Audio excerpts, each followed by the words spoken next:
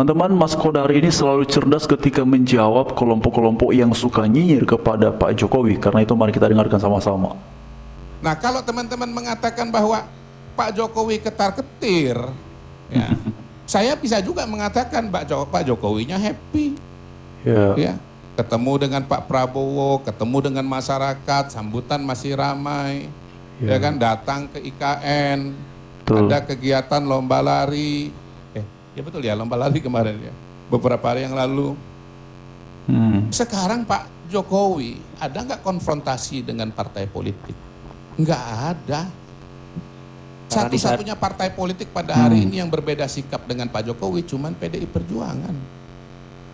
Dan yang terpilih sebagai presiden adalah partnernya Pak Jokowi, yaitu Pak Prabowo. Nah, kalau saya melihat Pak Prabowo menggandeng PDI Perjuangan, kalau misalnya nanti PDI Perjuangan masuk dalam pemerintahan, justru itu malah makin jagain Pak Jokowi. Bukan kemudian karena dia ketemu dengan Bu Mega lalu meninggalkan Pak Jokowi, enggak. Kalau Pak Prabowo itu meninggalkan Ibu Mega, kawan-kawan, itu Prabowo ketemu Mega udah lama banget, udah dari dulu-dulu. Kenapa belum ketemu sampai sekarang? Karena Pak Prabowo nggak mau ninggalin Pak Jokowi. Itu Refli Harun kayaknya serius. Pada hari ini, kalau terjadi pertemuan Prabowo dengan Mega, bukan Prabowo yang berubah, Megawatinya yang berubah. Ini lantang nih saya katakan, Megawatinya yang berubah. Mega yang kemudian realistis. Mari kita bahwa situasi Pak Rey, saya tadi tidak menghentikan Pak Rey bicara. Ini mempertegas dulu. Jadi rencana pertemuan ini menurut Kodari diminta dan diinisiasi oleh Ibu Mega, bukan oleh Prabowo. Saya nggak usah jawab itu, silakan diinterpretasikan ya. Saya tidak mengatakan siapa yang menginginkan dan memulai. Saya cuma mengatakan ya, kalau nanti pun terjadi yang menyesuaikan diri itu Ibu Mega, bukan Pak Prabowo. Alasannya apa? Ya kadang-kadang saya jelaskan, sebagian saya nggak jelaskan. Pikir sendiri. Kalau Anda nggak ngerti ya salah Anda sendiri. Kalaupun begini, misalnya nanti Pak Jokowi turunnya Pak Jokowi insya Allah tanggal 20, saya yakin nih ya, saya yakin walaupun ada demo nanti teman-teman tanggal 14 atau tanggal berapa, itu akan berjalan dengan baik. Pak Jokowi sore akan pulang ke Solo. Dan setelah itu juga everything will be okay. Kenapa? Mari kita bercermin dari pengalaman pemimpin-pemimpin sebelumnya.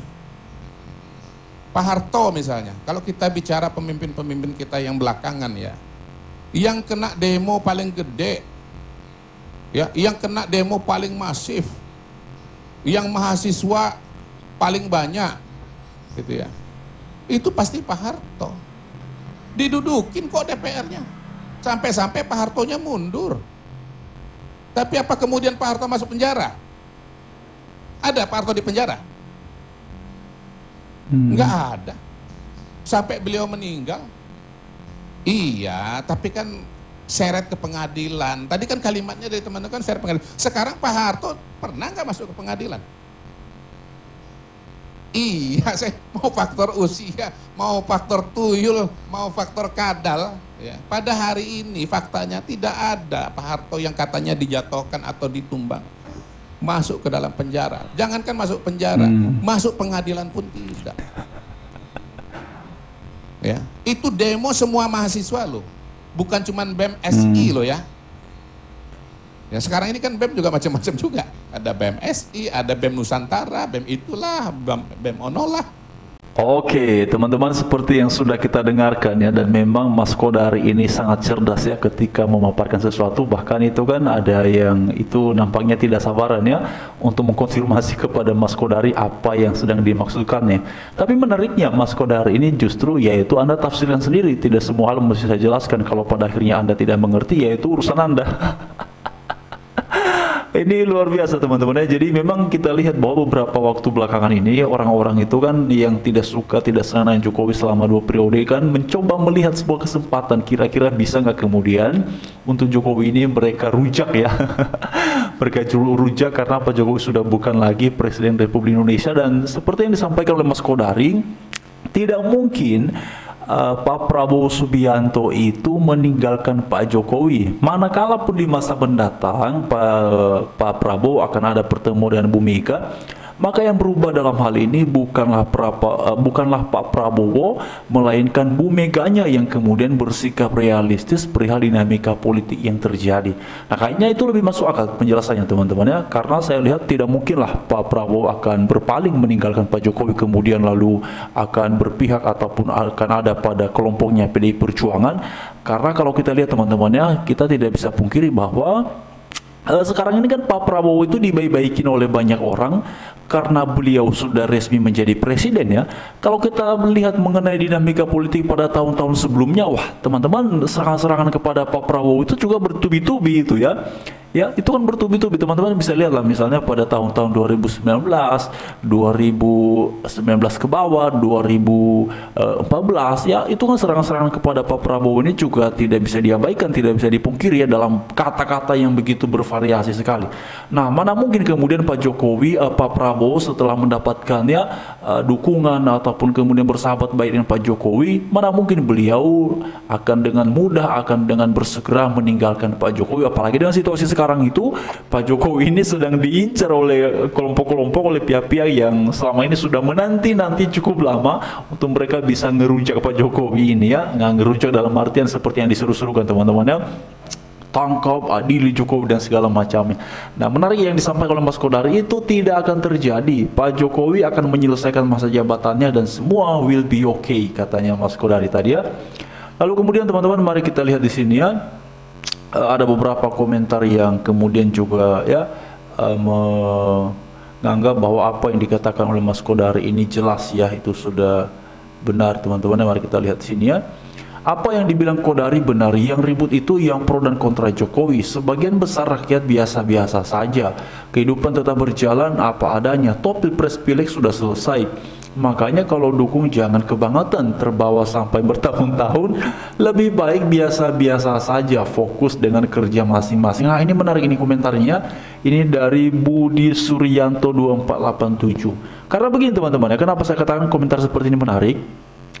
Sebenarnya begini, siapapun yang menjadi presiden di negara ini, siapapun yang kemudian berkuasa di negara ini, partai apapun itu, kalau kita nggak kerja, kita nggak akan makan teman-teman ya. Meskipun di masa-masa kampanye pileg, pilpres, mereka janjinya ya diumbar sana sini, mereka janjinya seperti tampak berlian, mereka janjinya seperti emas ya, mereka bilang ini dan itu, mensejahterakan masyarakat, peduli terhadap masyarakat, menjawab kebutuhan dan tantangan kehidupan bermasyarakat ya. Bapak Ibu teman-teman semua, kalau sudah menang itu, janji-janji itu tidak semua akan indah ya.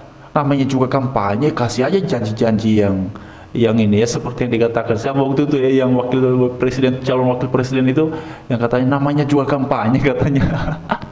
Kasih janji sana sini ya. Waduh teman-teman, itu yang ada di podcastnya Mas Deddy Corbuzier loh pada waktu itu. Jadi ketika ditanya oleh Deddy Corbuzier, yang benar aja nih subsidi BBM ini segitu ya, katanya namanya juga kampanye. Jadi benar yang dikatakan oleh Budi Suryanto di sini ya. Siapapun pemimpinnya, ya siapapun ketua DPR-nya, ketua MPR-nya, partai pemenang pilegnya, partai pemenang pilpresnya, tetap saja kalau kita masyarakat ini tidak bekerja, kita tidak akan makan. Kalau kita tidak menggunakan tangan dan kaki kita untuk mencari nafkah, tentu saja piring kita akan kosong, dapur kita tidak berasap ya. Oke teman-teman, mari kita lihat lagi beberapa komentar di sini ya. Kodari analisanya sangat realistis berdasarkan data, sementara lawan debatnya analisanya berdasarkan kepentingan. Jadi walaupun sebenarnya kemampuan sama tapi menghasilkan analisa yang berbeda.